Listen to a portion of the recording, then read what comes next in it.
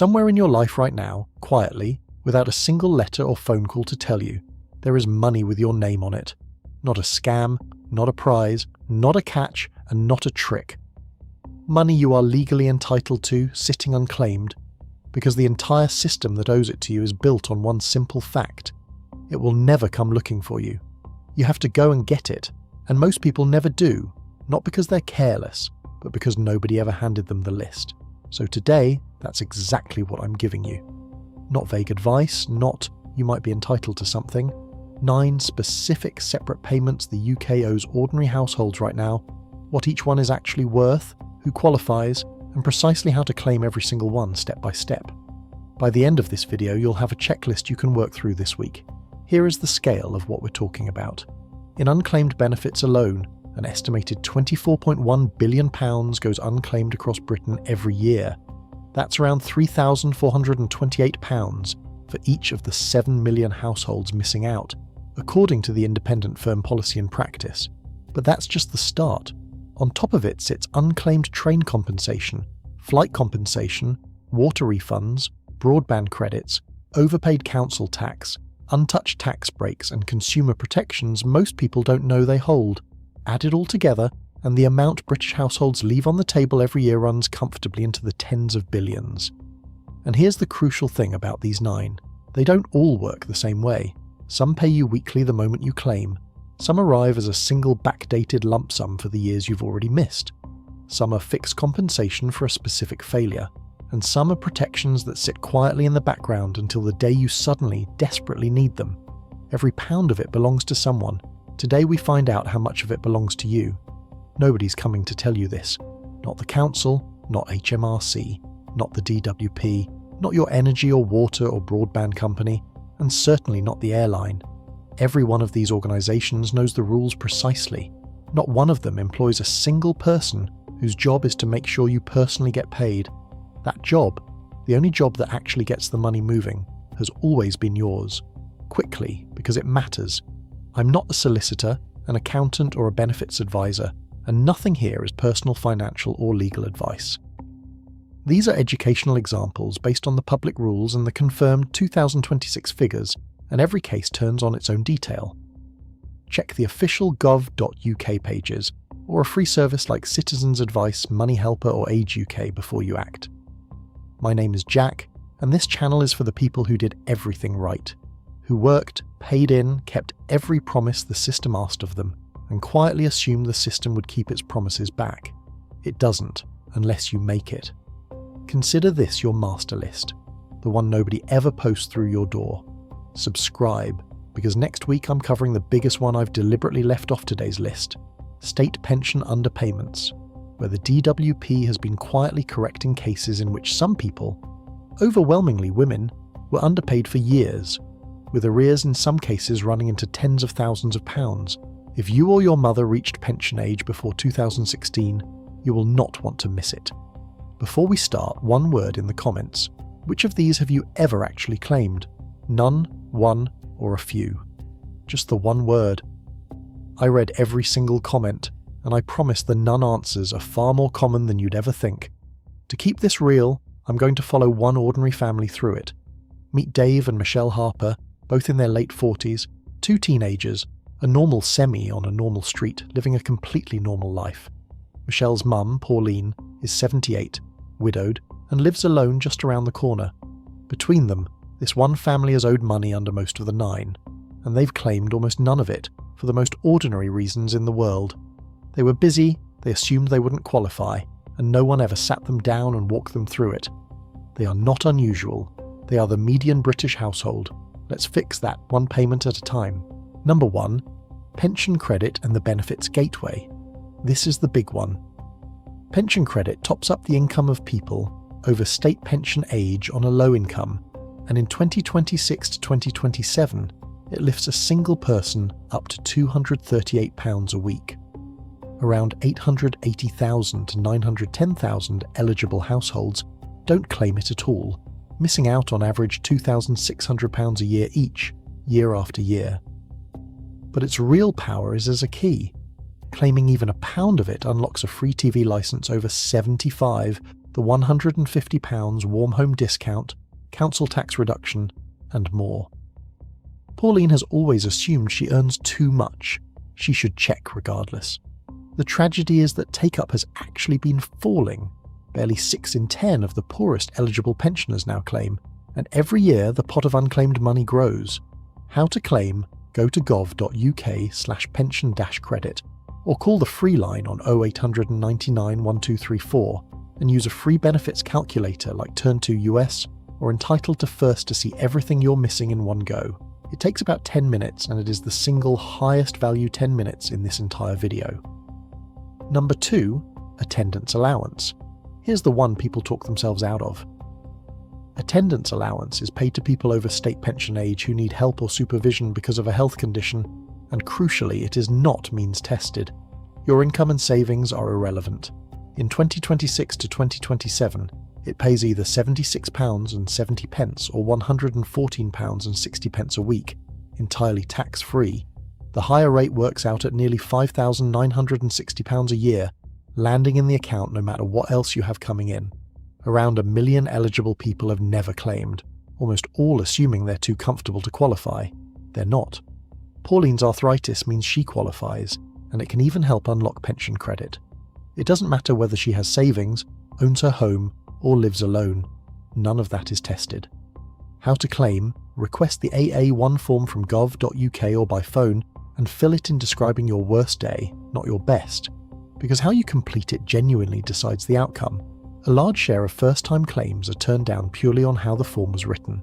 Number 3, overpaid council tax. Council tax bands in England and Scotland are still based on a rushed valuation from 1991, and around 400,000 homes are estimated to sit in the wrong band. You can also claim a 25% single-person discount if you live alone, and there's a little-known severe mental impairment discount for dementia, Parkinson's, stroke and similar, that can cut or wipe the bill entirely with a doctor's certificate. The Harpers may well be overbanded.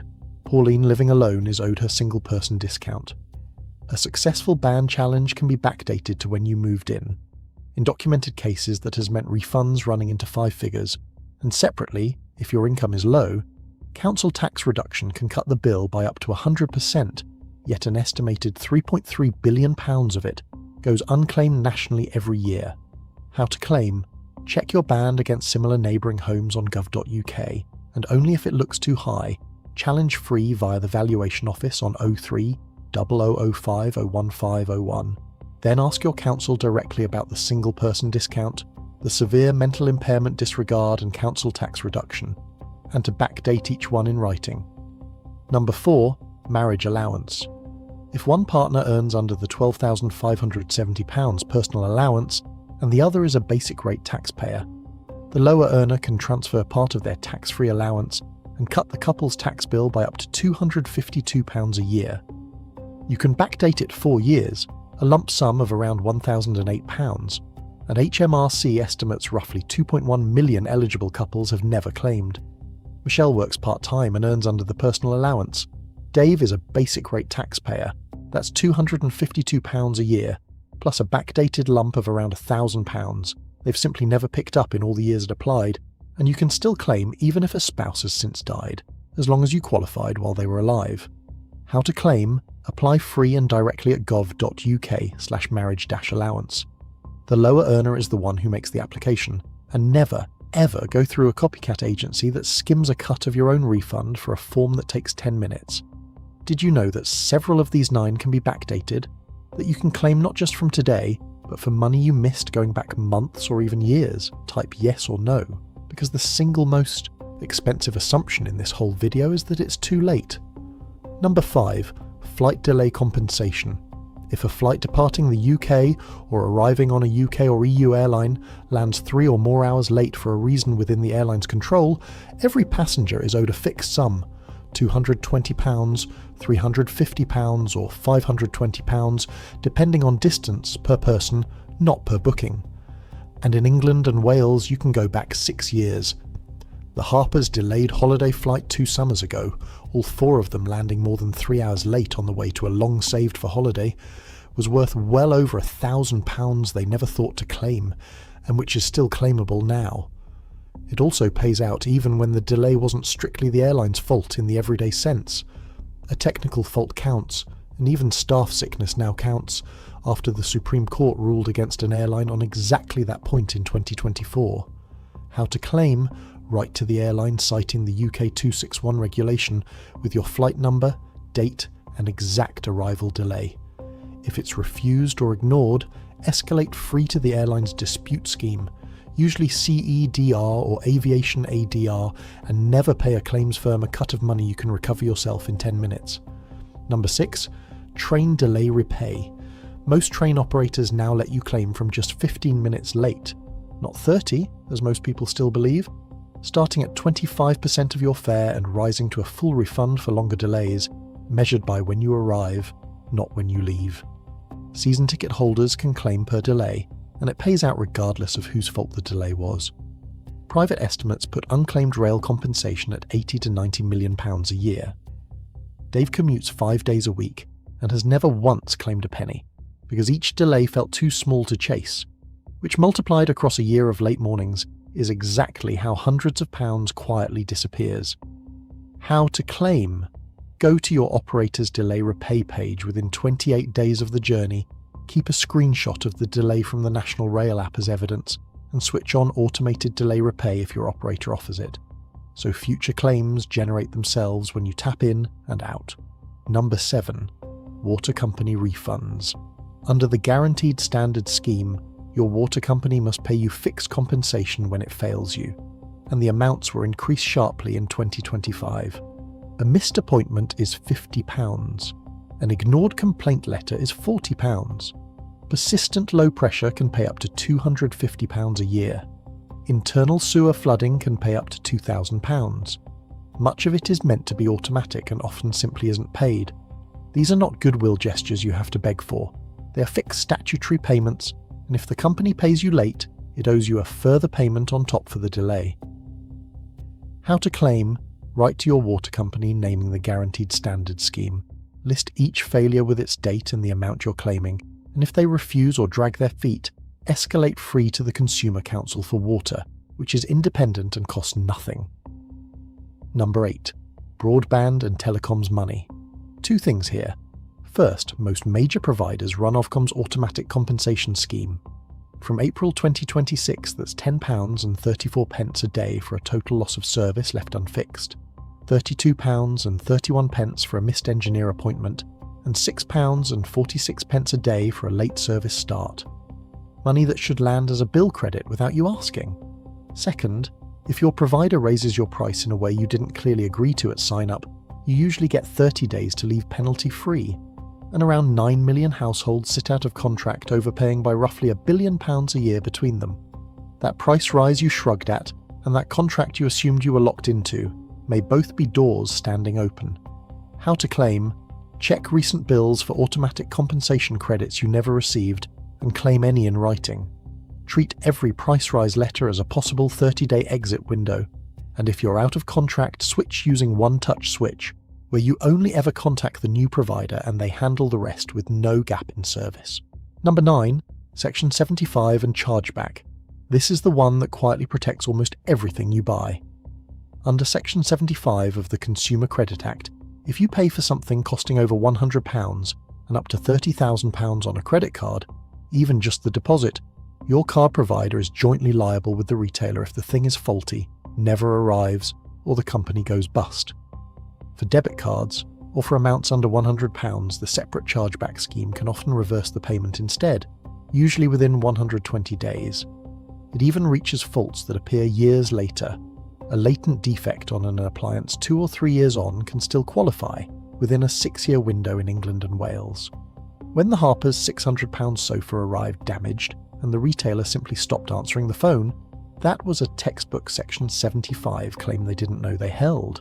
How to claim? Contact your card provider in writing. State clearly that you're claiming under Section 75 or requesting a chargeback. Keep every receipt and email, and if they refuse, escalate free to the Financial Ombudsman Service, whose decision is binding on the provider. Now let me show you the part that ties all 9 together. The single reason this money stays unclaimed. It isn't stupidity, and it isn't laziness. It's that each one, on its own, is designed to feel like more effort than it's worth, or to sit just outside what you thought was possible. A couple of pounds for a train delay, a form you assume you won't qualify for, a discount you've never heard of, a right you didn't know applied to you. Individually, everyone is easy to ignore, and that is precisely the design. But stack them, and the picture transforms completely, because the same single flaw runs through all 9 of them. Not one of them ever comes to you. The council won't ring, HMRC won't write, the airline won't email. The system is not broken, it is working exactly as intended, and what it's intended to do is stay quiet and keep whatever you don't come and collect. Think about the sheer breadth of it for a second. 9 different payments, spread across the DWP, HMRC, your local council, the airlines, the train operators, the water companies, the broadband firms and your bank. 9 separate organisations, none of which talks to the others, each one holding a piece of what you're owed, and every single one relying on the same thing, that you'll find it all too fragmented and too fiddly to chase. The fragmentation isn't a bug. For them, it's the best protection they have. Now, to be fair, because the honest version is the only one worth having. Not everyone qualifies for everything, and nobody qualifies for the maximum of all 9. The benefits ones carry real means tests. Flight and train claims fail if the cause was genuinely extraordinary. Severe weather, air traffic control, a strike. Section 75 has firm limits and doesn't cover debit cards or many marketplace purchases. Council tax challenges can push your band up as well as down, so check before you act. Attendance allowance turns down a large share of first-time forms, usually because they're filled in describing a good day. None of that changes the headline. The headline is that most people never check a single one and simply assume the answer is no. So let me add up what one ordinary family was walking past. Pauline, pension credit, attendance allowance at nearly £5,960 a year, her single-person council tax discount, and the extras pension credit unlocks. Comfortably several thousand a year. Dave and Michelle, marriage allowance at £252 plus its backdated lump, a likely council tax ban correction, over £1,000 of unclaimed flight compensation, years of ignored train delay repay, and a Section 75 claim on a broken sofa. One family, one afternoon of claiming, and the total runs well into the thousands in the first year alone, with backdated lump sums on top for the years already gone. Money that was theirs the entire time, quietly kept, not because anyone lied to them, but because nobody ever told them to ask, and every default was set so that saying nothing was the easiest thing to do. Here is the truth underneath all 9. Every unclaimed payment in this video is a small, deliberate bet that you won't bother. And across the country, that bet pays off tens of billions of times a year, because the sums feel too small, the forms feel too much, and the quiet, nagging belief that it won't apply to me anyway, does the rest. The people who quietly keep thousands more than everyone else aren't lucky, and they aren't cleverer than you. They just stopped assuming the answer was no, and started one by one actually checking. And once you've done it once, the second and third become easy, because you stop feeling like you're asking for a favour and start understanding that you're simply collecting what was always yours. So here is exactly what to do this week, and none of it cost a penny. 1. Run a free benefits calculator, turn to us, entitled to or the gov.uk checker to catch pension credit, attendance allowance and the rest in one pass. 2. Check your council tax band against your neighbours on gov.uk and ask your council about every discount you might qualify for. 3. If you're married with one non-taxpayer, claim marriage allowance free on gov.uk. 4. List every flight delayed 3 hours or more in the last 6 years and every train delayed 15 minutes or more in the last 28 days and claim them. 5. Write to your water and broadband providers about any failures and check your bills for compensation you were owed. 6. For any purchase over £100 that went wrong on a credit card, start a Section 75 claim. Every link, phone number, and a full claim checklist for all 9 is in the description below. And one last thing that doesn't fit on a spreadsheet. Behind these tens of billions are real people rationing the heating in a house they own, skipping the day out, quietly deciding the £2 or the 20 minutes isn't worth it, while the exact money that would ease it sits unclaimed with their name on it. The cost of not asking was never only the money, It was the winters spent colder than they ever needed to be, the day out quietly cancelled, the help never taken, and the pride that ended up costing far more than it should ever have. All 9 of these exist to be claimed. They only work if you claim them. So, which of the 9 surprised you most? Drop the number below. 1 pension credit, 2 attendance allowance, 3 council tax, 4 marriage allowance, 5 flights, 6 trains, 7 water, 8 broadband, 9 section 75. Whichever number gets the most comments becomes a full standalone deep dive of its own. Hit like, subscribe if you haven't already, and then send this to one person you know who's proud, or skint, or convinced they're not the sort of people who claim. They're exactly the sort, they were simply never once handed the list. Now finally you can be the one who hands it to them.